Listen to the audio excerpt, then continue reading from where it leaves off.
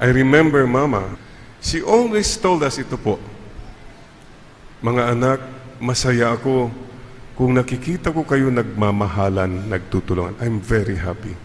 And I'm very happy if someday magkikita-kita tayo lahat sa langit. Final reunion, we will be complete as a family.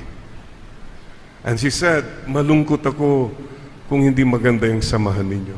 At malungkot ako kung hindi tayo makukumpleto, kung isa sa inyo hindi makarating sa langit, will not be complete as a family. May bata kami noon, nagtitingin na kami, baka ikaw yun, hindi ka makakarating.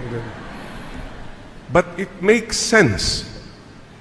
Bottom line, we go to heaven. So today, pwede po ba, let's make a promise to see each other in heaven someday.